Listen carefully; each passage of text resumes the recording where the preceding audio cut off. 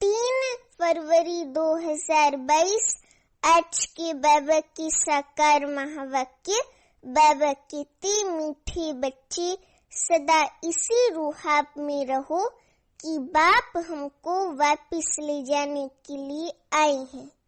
अब सबको वापस चलना है ना, सबकी वानप्रस्थ अवस्था है तो सबको वापस चलना है परम धाम, और उसके बाद राजधानी स्वर्ग में आना है। प्रश्न है, तुम बच्चे इस समय सबसे बड़े से बड़ा पुण्य कौन सा करते हो? उत्तर है, अपना सब कुछ शिव बाबा के आगे समर्पण कर देना। ये है बड़े से बड़ा पुण्य, बहुत बड़ा पुण्य।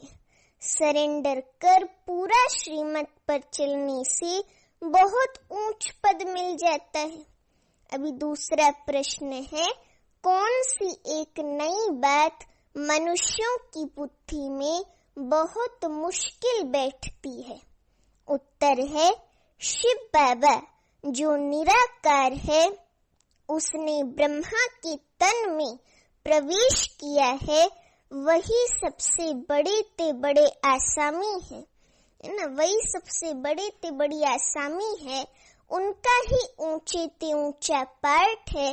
ये नई बात मनुष्यों की बुद्धि में बहुत मुश्किल बैठती है। अभी गीत है, ये कौन आज आया सवेरे सवेरे, ये दिल चौंक उठा सवेरे सवेरे। ये कौन आज आया सवेरे सवेरे, ये दिल चौंक उठा सवेरे सवेरे। ये कौन आज आया सवेरे सवेरे। बाबा कहते ओम शांति। शिव बाबा बैठकर अपने बच्चों को समझाते हैं। बच्चे तो समझ गए हैं कि शिव बाबा निराकार है और हम आत्माएं भी निराकार हैं। ज्योति बिंदु है ना, तो हम आत्माएं भी निराकार है। उनको ही बैठ समझाते हैं, आत्माओं को ही बाबा बैठ समझाते हैं। ये युक्ति सिर्फ एक ही बाप के पास है। बाप बैठ समझाते हैं। भगवान किसके साथ बात करते हैं? अपने बच्चे आत्माओं के साथ। हम आत्माएं बाबा के बच्चे हैं ना, तो बाबा हमसे ही बैठकर बातें करते हैं। बच्चे भी जानते हैं और बाप भी जानते हैं। आत्मा शरीर बिगड़ तो कुछ सुन ना सके, क्योंकि आत्मा को भी कान का ऑर्गन तो चाहिए ना, मुख चाहिए ना बाबा से बात करने के लिए। तो आत्मा शरीर बिगड़ कुछ सुन ना सके, आत्मा शरीर द्वारा ही सुनती है।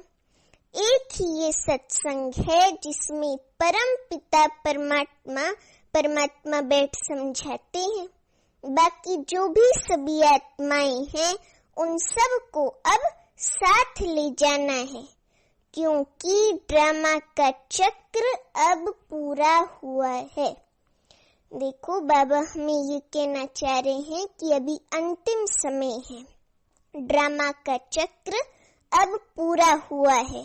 ये सारी भारतवासियों की ही बात है। भारतवासियों की तो बात है ना, और किसकी बात है? बाबा आते हैं भारत में और भारतवासियों को ही कहते हैं, बच्चे तुमने सबसे जास्ती पार्ट बजाया है। तुम ही सत्युग में सो देवी देवता थे, अब शूद्र बने हो। फिर से तुमको पढ़ाकर देवी देवता बनाती हैं। औरों को कैसे पढ़ाएंगे? बाप भाई अपने बच्चे को ही अपनी बात कहेंगे ना, जो वो अपने दिल की बात कहना चाहते वो अपने बच्चे को ही बाप कहेंगे ना। तो बाबा कहते औरों को कैसे पढ़ाएंगे? गीता भी भारत की ही है। हर एक का अपना अपना पुस्तक है ना, किसी का बाइबल है, किसी का कुरान शरीफ है, तो किसी का वेद शास्त्र पुराण महाभारत और क्या क्या श्रीमद् भगवत गीता उपनिषद, किसी के ये शास्त्र हैं। तो सबके अपने अपने शास्त्र हैं। गीता भी भारत की है ना, तो हर एक को अपना अपना पुस्तक है। और जो भी धर्म पिताएं आए हैं वे सब मनुष्य हैं, उनको अपना अपना शरीर है। ये है सभी आत्माओं का निराकार फादर शिव बाबा। कैसा फादर है? साकार फादर नहीं, निराकार फादर, जो नॉलेजफुल है, नॉलेजफुल है शिव बाबा। ड्रामा के आदि मध्य अंत को जानते हैं। बाप को पढ़ाना भी तुम बच्चों को ही है, क्योंकि तुम ही चक्रवर्ती राजा फिर से बनने वाले हो। सभी तो मनुष्य से देवता नहीं बनेंगे, कोटों में कोई बनेंगे ना। तो बाबा वही कहते कि सभी तो मनुष्य से देवता नहीं बनेंगे। जो भी पहले देवी देवता धर्म वाले होंगे उन्हों का ही फिर सेपलिंग लगेगा। जब देवी देवता धर्म की पूरी स्थापना हो जाएगी तो फिर और सब मठ पंथ विनाश को पाएंगे। सभी आत्माओं को बाप वापस ले जाएंगे, है ना। हम सभी आत्माओं को बाबा वापस परम धाम घर ले जाएंगे। फिर वहां से जो लायक होंगे, देवी देवता बनने वाली आत्माएं होंगी, वो सीधा स्वर्ग में जाएंगी।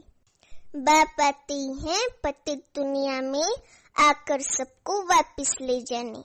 बच्चे जानते हैं जो सहज राजयोग हम कल्प पहले भी सीखे थे, वे अब सीख रहे हैं।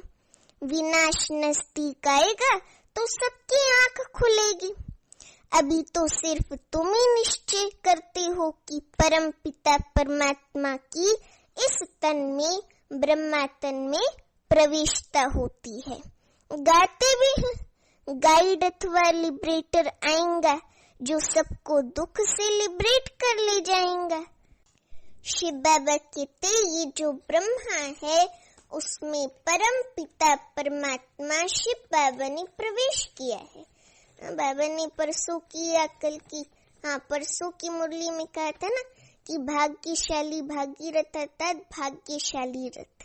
ये इतनी बड़ी हस्ती है ब्रह्मा जिसमें परम पिता परमात्मा प्रवेश करते हैं। फिर भी देखो कितने साधारण रहते हैं। परसों की मुरली में बाबा ने 1 तारीख की मुरली में कहा था। आज भी बाबा कहते ये जो ब्रह्मा है उसमें परम पिता परमात्मा ने प्रवेश किया है। ये कितने बड़े से बड़ी आसामी हो गई। तुम बच्चों को इतने रुहाब में अर्थात रूहानी नशा फक्कुर में रहना है कि बाप हमको लेने आया है। कहते हैं मुझे याद करो। उस रिगार्ड से बहुत मुश्किल कोई देखते हैं।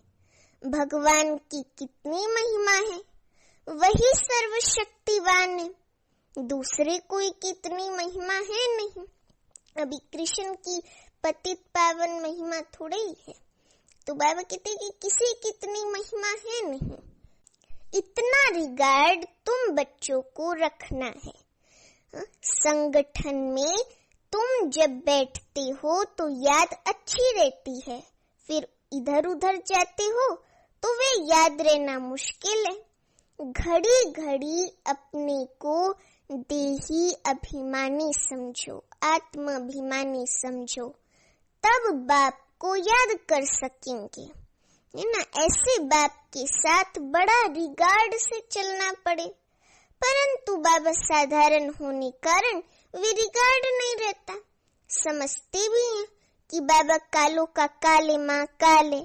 ये शिव बाबा जिसको तुम बाप दादा कहते हो ये सबको साथ ले जाएगा।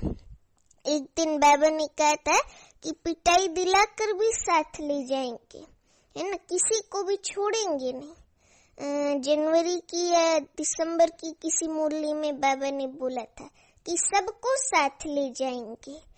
तो ये जो बाप दादा है शिव बाबा ये सबको साथ ले जाएगा।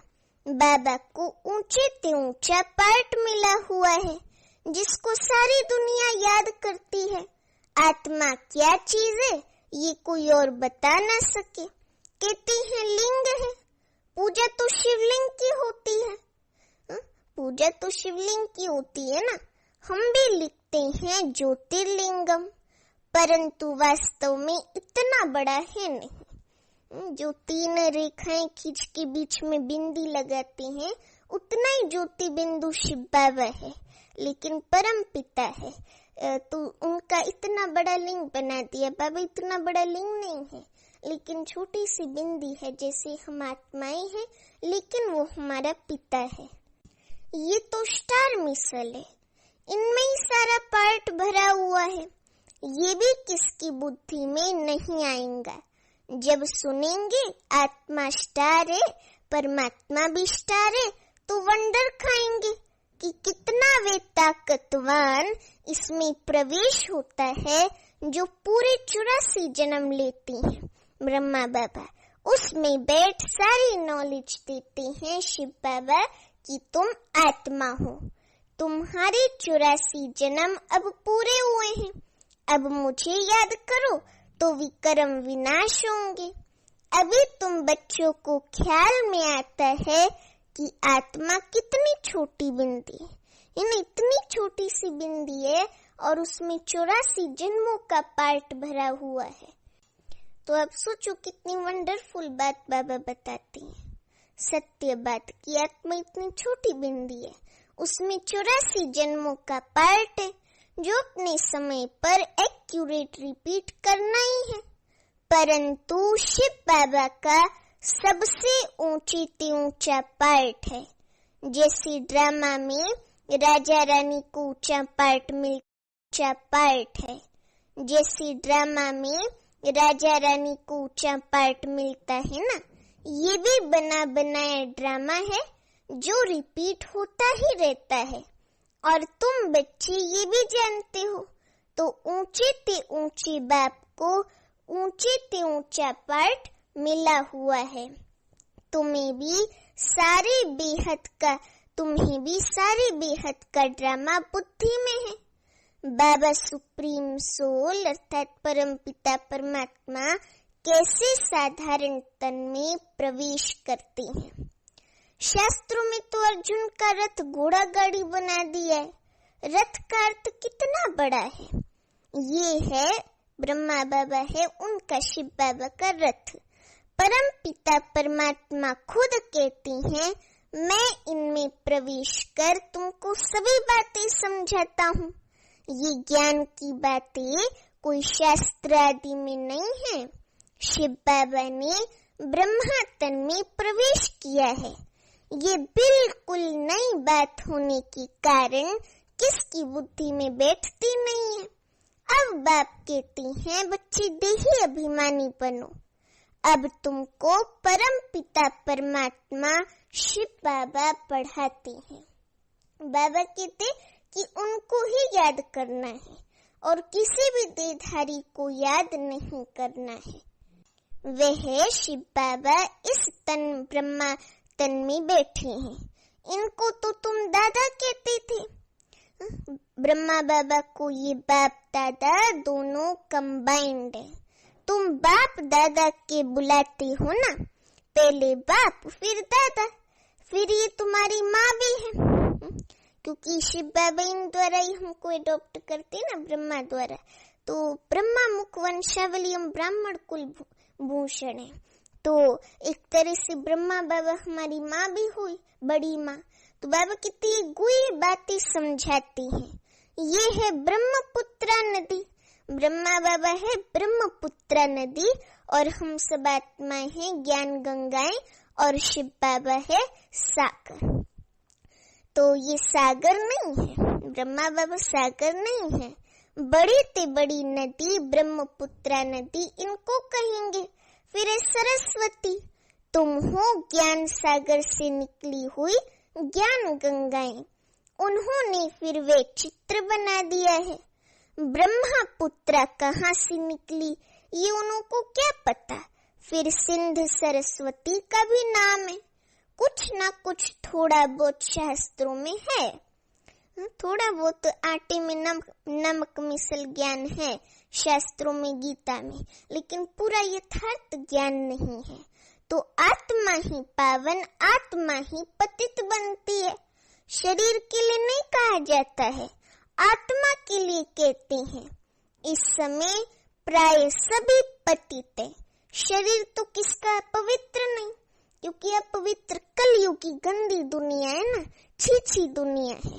तो यहाँ कोई पवित्र तो है नहीं, सभी पापात्मा है। सबसे जास्ती पुण्यात्मा तुम बनते हो।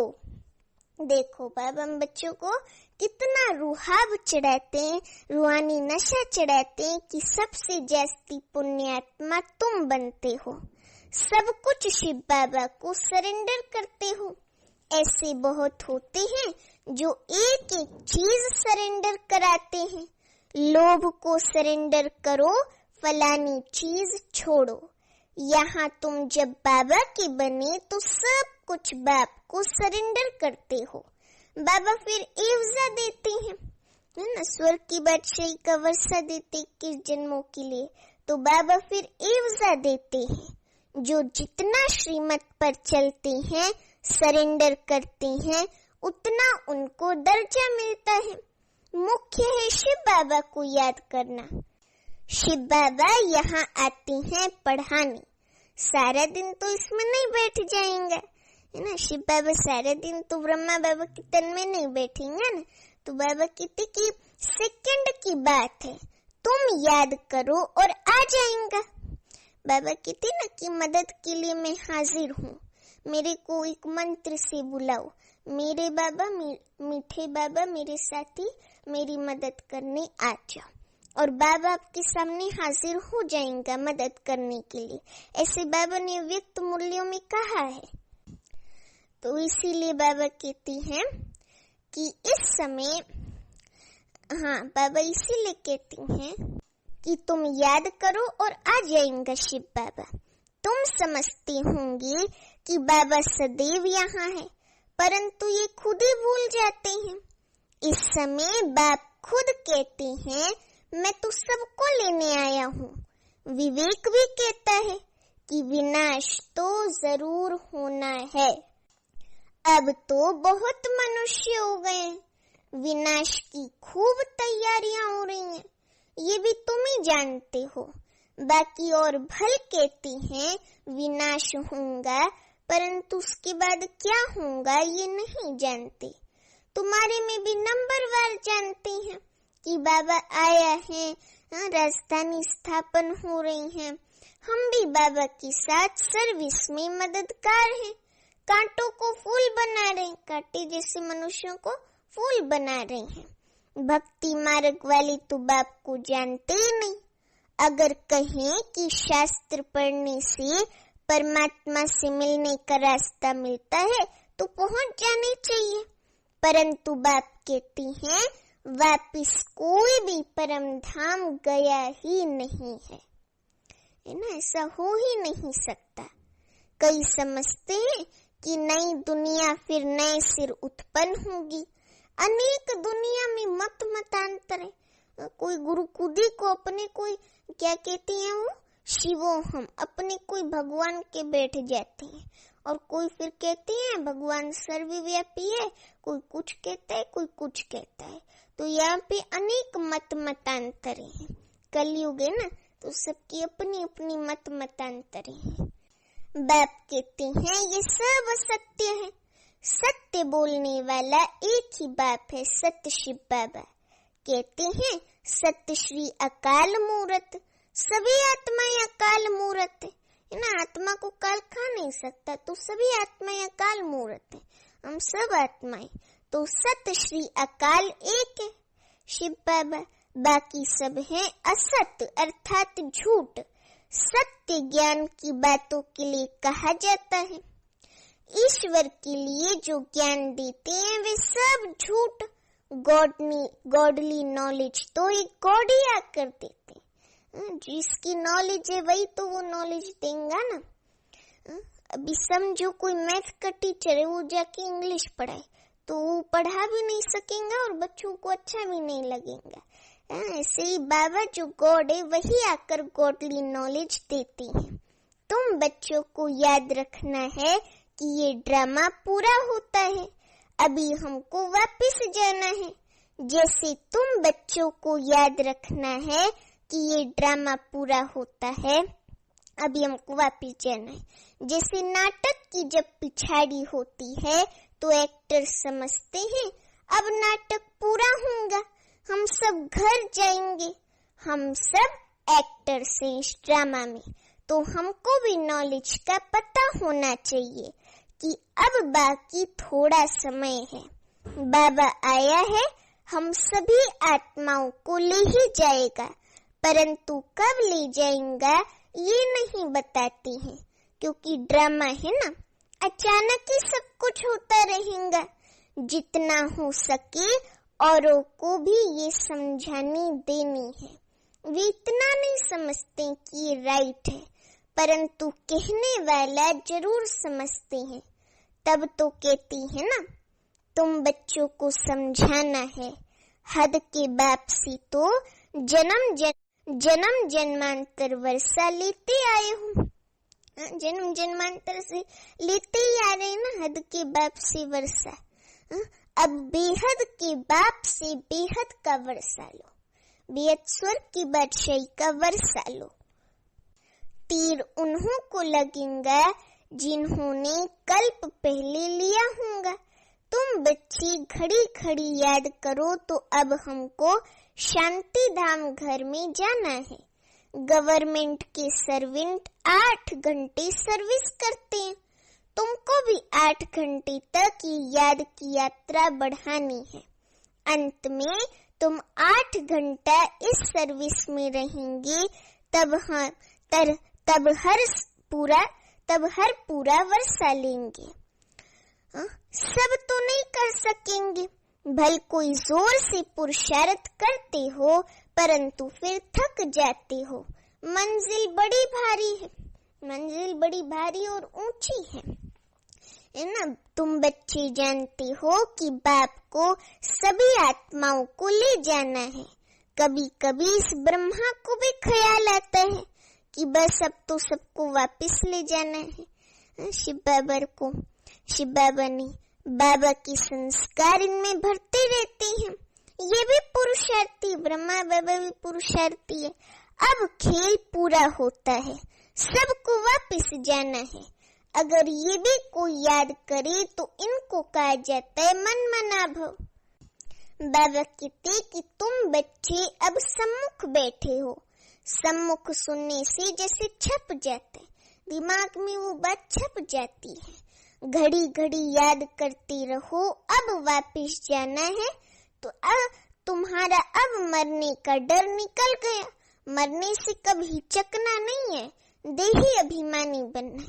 हम तो आत्मा है ना, जाता तो शरीर है, आत्मा थोड़ी मरती है। तो देही अभिमानी सर्विस अच्छी कर सकेंगे। ज्ञानी तो आत्मा चाहिए, ज्ञानी तो सब है, लेकिन ज्ञानी तो आत्मा, अर्थात ज्ञान को प्रैक्टिकल में यूज करने वाली ज्ञानी तो आत्मा चाहिए। प्रदर्शनी में ध्यानी की सर्विस नहीं, ज्ञानी चाहिए। ज्ञानी तो आत्मा ही प्रिय लगती है। अच्छा, मीठे मीठे सीखी लते बच्चों प्रति माता पिता बाप दादा का याद प्यार और गुड मॉर्निंग। रूहानी बाप की रूहानी बच्चों को नमस्ते। अभी हम रूहानी बच्चों की रूहानी माता पिता बाप दादा को याद प्यार गुड मॉर्निंग और नमस्ते। अभी हम रूहानी बच्चों की रूहानी माता पिता बाप दादा को याद प्यार गुड मॉर्निंग और नमस्ते। अभी धारणा के लिए मुख्य सार। पहली पॉइंट, नई राजधानी बनाने के लिए बाप की सर्विस में मददगार बनना है। कांटों को फूल बनाने की सेवा करनी है। अभी दूसरी पॉइंट, कम से कम 8 घंटा याद की यात्रा में रहने का अभ्यास करना है। मौत से हिचकना नहीं है, क्योंकि बुद्धि में है अब घर जाना है। मनमोहिनी दीदी का भी यही मंत्र था, अब घर जाना है, तभी वो कर्मातीत अवस्था को प्राप्त होंगे। अभी वरदान है, स्वयं को विशेष पाठधारी समझ साधारणता को समाप्त करने वाले परम व श्रेष्ठ भव। स्वयं को विशेष पाठधारी समझ साधारणता को समाप्त करने वाले परम व श्रेष्ठ भव। अभी वरदान का स्पष्टीकरण, जैसे बाप परमात्मा है, वैसे विशेष पाठ बजाने वाले बच्चे भी हर बात में परम यानी श्रेष्ठ हैं। सिर्फ चलते फिरते खाते पीते विशेष पाठधारी समझकर ड्रामा की स्टेज पर पार्ट बजाओ। हमेशा ये समझो कि मैं वर्ल्ड की स्टेज पर हूँ। हर समय अपने कर्म अर्थात पार्ट पर अटेंशन रहे। विशेष पाठधारी कभी अलबेले नहीं बन सकते। यदि हीरो एक्टर साधारण एक्ट करें तो सब हंसेंगे। इसलिए हर कदम, हर संकल्प, हर समय विशेष हो, साधारण नहीं। अभी स्लोगन है, अपनी वृत्ति को पावरफुल बनाओ तो सेवा में वृद्धि स्वतः होगी। अपनी वृत्ति को पावरफुल बनाओ तो सेवा में वृद्धि स्वतः होगी। अच्छा, अभी मातेश्वरी जी के अनमोल महावाक्य। टॉपिक है निरंतर याद अर्थात लगातार याद रहे। मातेश्वरी जी कहती हैं, देखो परमात्मा का फरमान है मुझे निरंतर याद करो। अब निरंतर शब्द का भी रहस्य समझना पड़ेगा। निरंतर कहा जाता है उसको जिसमें कोई अंतर ना हो, लगातार योग रहे, जिसमें खंडन ना पड़े, उसे अटूट योग भी कहा जाता है। अब परमात्मा प्रतिज्ञा करती हैं, अगर मुझे निरंतर याद करोगे तो मैं तेरे किए हुए पास्ट विकर्मों को भस्म करूंगा। तो ये ज्ञान अग्नि जिसमें विकर्म दग्ध होते हैं, ये बाप धर्मराज भी है। जब वे सजाओं द्वारा विकर्म विनाश करा सकता है तो बाबा के पास प्यार का भी कोई तरीका होगा। तो जो उनके प्रैक्टिकल आए बच्चे बने हैं, उन्हों को फिर ये फरमान देते हैं कि हे बच्चे, मन मना भव, निरंतर मुझे याद करने से तुम विकर्माजीत बनेंगे, धर्मराज के डंडों से बच जाएंगे। परमात्मा के पास विकर्म विनाश कराने के दो तरीके हैं। एक है सजाओं से पवित्र बनाने का तरीका, दूसरा है योग लगाने से पवित्र बनने का तरीका, जिससे पाप नाश होते हैं और जीवन मुक्ति पद प्राप्त होता है। दुख के आवागमन से छूटने के लिए परमात्मा शिव बाबा की याद के सिवाय और कोई उपाय है ही नहीं। अच्छा, ओम शांति।